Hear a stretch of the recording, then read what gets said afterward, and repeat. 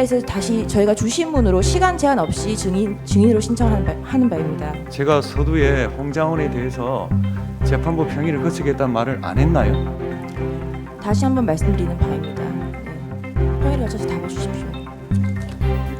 휴정하고 오후 2시에 속개하겠습니다. 보링 말씀하십시오. 지난번 그 홍장원 심판정 증인신문과 오늘 국정원장 신문을 보면서 느낀 것이, 대통령인 제가 국정원 1차장인 홍장원에게 전화할 아무런 이유가 없는데 원장이 국내에 있느냐 해외 지금 미국에 출장 중인가에 대한 그 오해 때문에 이 전화가 부득이하게 돼가지고 지금 이렇게 시끄러워진 것 같습니다. 참 그런 점은 대단히 안타깝게 생각하고요.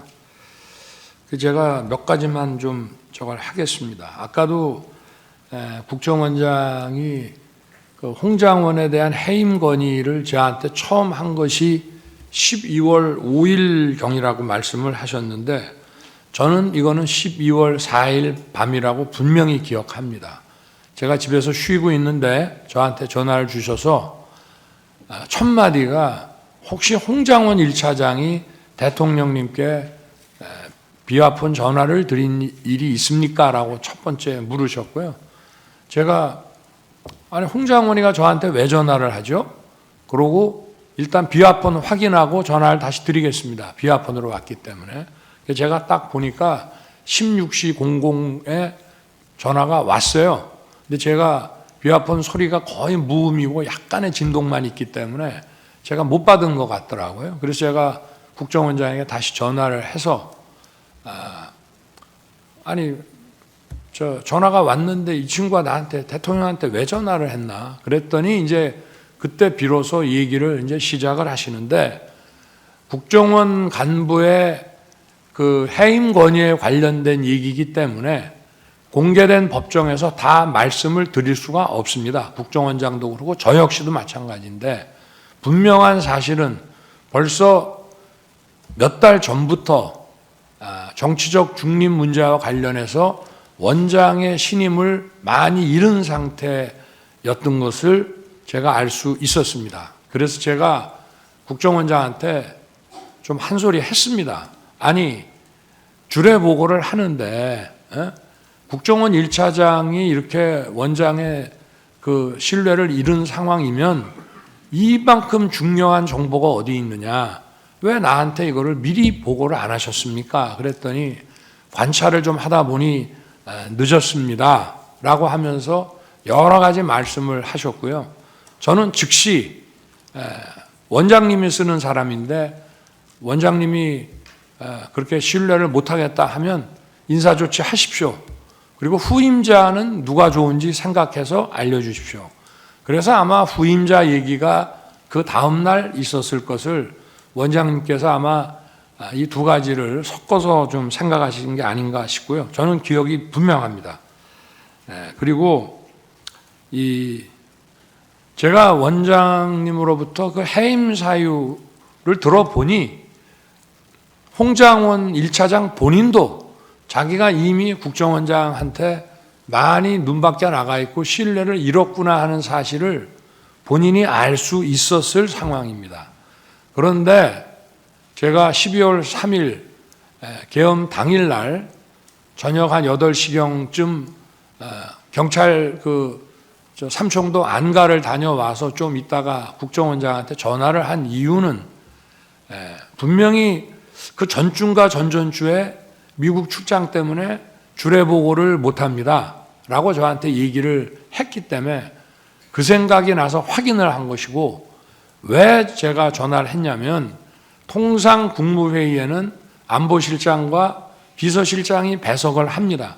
근데 이건 계엄에 관한 국무회의이기 때문에 국정원장이 오는 것이 맞다고 해서 제가 아마 우리 부속실장한테는 뭐 저도 전화하고 국방장관도 전화하고 긴급히 소집을 해야 되기 때문에 또 우리 부속실에서도 전부 보안 손님으로 모시는 거로 해가지고 전화를 여기저기 했을 겁니다.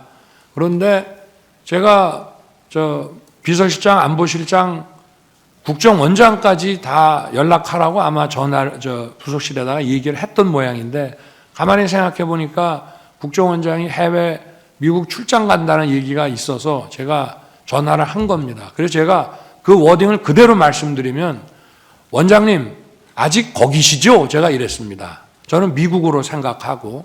그랬더니 예, 저 아직 여기입니다 라고 답을 하셨습니다. 그래서 저는 그게 미국에 여전히 계신다고 알았기 때문에 나중에 말씀하셨다는 것은 그때 우리가 길게 얘기할 상황이 아니고, 네, 잘 알겠습니다, 일 잘 마치십시오 이러고 제가 전화를 끊었는데, 그리고 나서 8시 반경에 부속실장이 모시고 들어오길래 제가 화들짝 놀랍니다.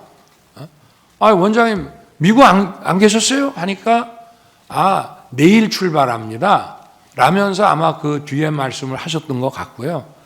제가 국정원장께 전화한 거는 계엄 국무회의니까 국정원장이 있어야 된다고 해서 이제 한 것입니다.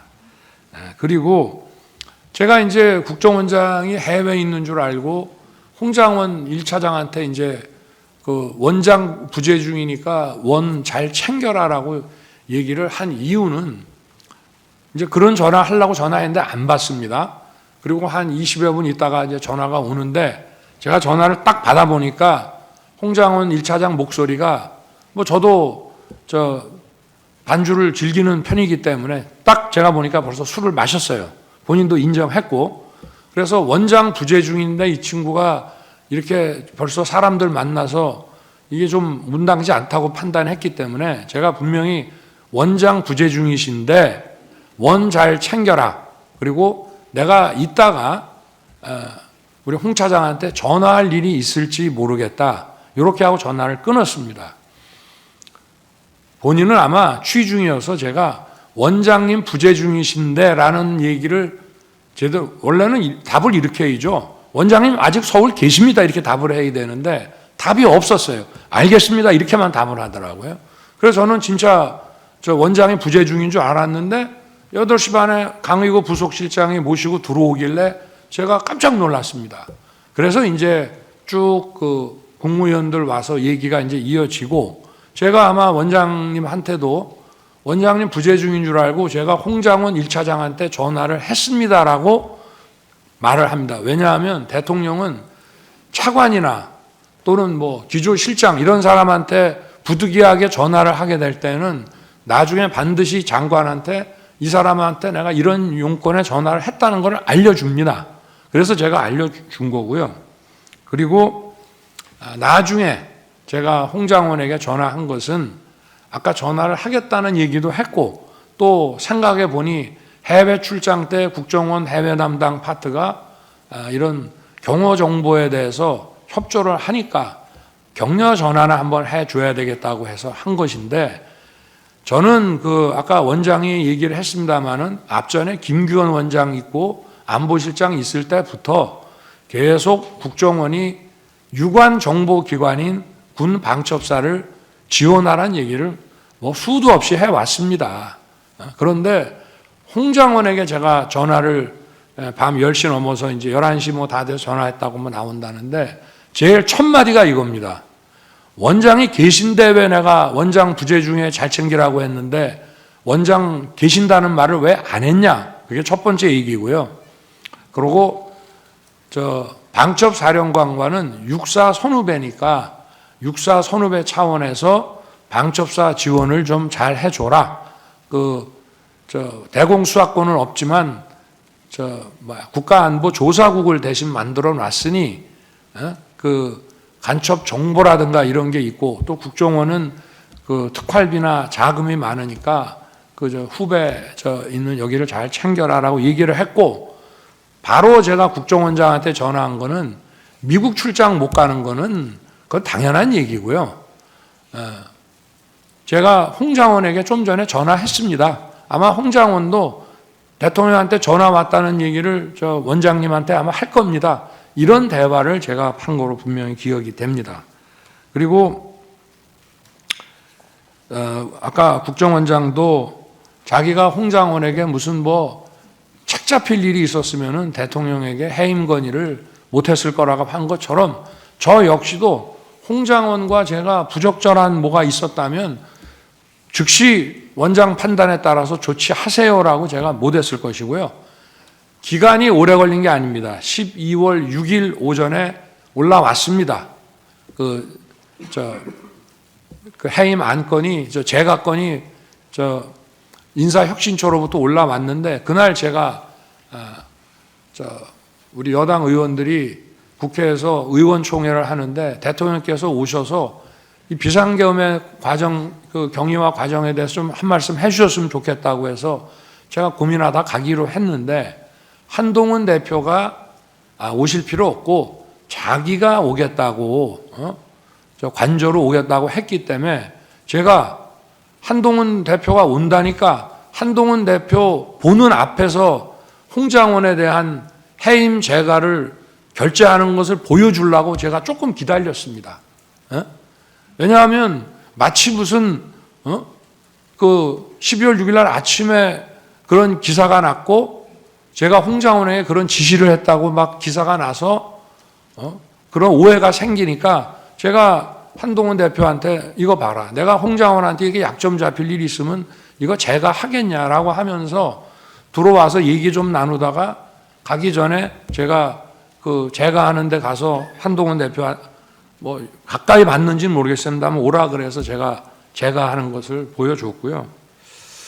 그리고 어쨌든 홍장원에 대한 해임 사유는 자세하게 말씀드리긴 어렵지만 하여튼 야권과 관련한 정치적 중립 문제가 심각하다는 말씀이었습니다. 근데 아까 뭐 전화 한번 한 거 가지고 원장도 뭐 여당 의원하고 전화하는데 뭐 야당 의원하고 그런 정도 문제는 아니라는 점을 이 자리에서 자세하게 말씀은 드리기 어렵습니다만은 그렇게 이제 말씀을 드릴 수 있고요. 그리고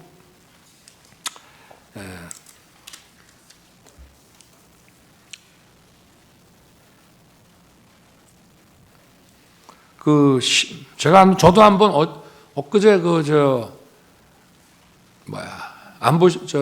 지금 안보실장이죠. 신원식 전 국방장관 증언 때문에 한번 곰곰이 생각을 해봤습니다. 그때 저녁을 총선 전에 먹은 기억은 저도 납니다. 그런데 그 자리는 국정원장과 방첩사령관은 계급은 중장이지만 중요한 국가정보기관 중에 하나고요.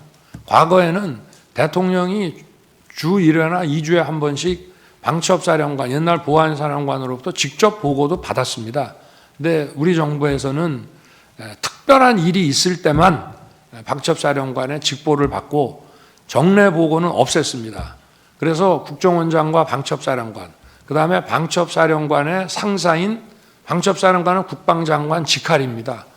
그래서 전용 모임을 만들었고 경호처장은 외부 인사라든지 또는 무슨 뭐 경제관료나 이런 사람들하고 식사 만찬 자리 할 때는 경호처장은 배석을 안 합니다만은 우리 내부 인사 또는 뭐 군이나 정보 관계자 할 때는 경호처장도 앉는 경우가 많이 있습니다. 그래서 아마 식사를 하게 됐던 것 같고요. 그래서 제가 뭐 무슨 비상계엄 얘기를 했다 하는데 제 기억에는 그날 아마 이종섭 전 국방장관을 호주의 호위함 수주를 위해서 호주 대사로 보내고 아그레만까지 받았는데 무슨 런종섭이니 하면서 정말 본인도 아주 뭐 인격 모욕을 당하고 사직까지 했고 결국은 어떤 고위직의 활동이 부족해가지고 호주 호위함 수주를 못 받았습니다. 그리고 그거는 사실 굉장히 중요한 우리한테는 한호 해군 협력상 굉장히 중요한 거였는데 지금 그럴 만한 상황에 처해져서 아마 그 얘기를 하다가 제가 좀 화가 많이 났던 것 같고 왜 군인들은 국회에 불려가서 일어서 앉아 하면은 그렇게 바보 같은 짓을 하면서 자기들 주장도 똑바로 얘기를 못 하느냐 막 이런 얘기가 좀 나오다가 벌어진 상황이라는 그런 기억이 지금 나서 말씀을 드리고요. 그리고 제가 어제는 충분히 얘기를 못했지만 신원식 장관한테도 종종 그런 얘기를 합니다. 예를 들면 북에서 무슨 도발을 하더라도 그거를 정확하게 응징하고 손 좋지 않은 거는 좋지만 그것이 더 확전되지는 않게 하라는 얘기를 늘 하기 때문에 아마 그 이후에도 그런 얘기를 제가 여러 차례 한 기억이 분명히 있습니다. 그리고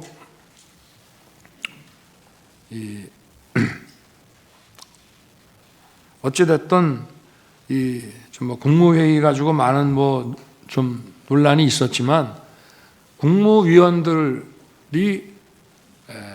당시에 대통령실에 온 거, 제가 전화한 거, 또 국방부 장관도 전화하고, 또 먼저 온 사람이 전화하기도 하고, 또 대통령 부속실장이 전화하기도 하고, 이렇게 해서 가능한 한 연락되는 분들을 좀 빨리 하는데, 그래도 계엄과 관련해서는 주무부서인 국방부, 외교부, 또 행안부, 또 무슨 법무부 이런 데에는 또 무슨 행사가 있다고 하니까 집에 들어가지 말고 끝나고 바로 오라는 취지에서 좀 다른 위원들보다 일찍 도착을 한 것이지, 이 사람들하고만 얘기를 마치고 나서 만약에 정식 국무회의도 안 하고 할 것 같으면 안보실장하고 비서실장은 왜 오며 국정원장은 거기에 왜 왔겠습니까? 그거는 바로 그 국무회의라는 것이 필요하다는 것을 저도 명확히 알고 있었기 때문에 이제 그렇게 된 것입니다. 그래서 하여튼 여러 가지 일들을 막 조합을 해가지고 이렇게 의혹을 제기하면서 어떻게 보면은 완전히 무슨 어디 뒷다리 잡는 그런 얘기들을 소추인 측에서 많이 하시는데, 그런 이제 상황을 분명히 말씀드리고요. 아까 그 질문 과정 중에 보면은 홍장훈 1차장이 뭐 저하고 여러 차례 술도 먹고 뭐, 그거는 여기 국정원장도 와 계시지만 있을 수 없는 일입니다. 제가 행정부처의 어느 차관급 공무원을 데리고 대통령이 그렇게 할 수도 없고요.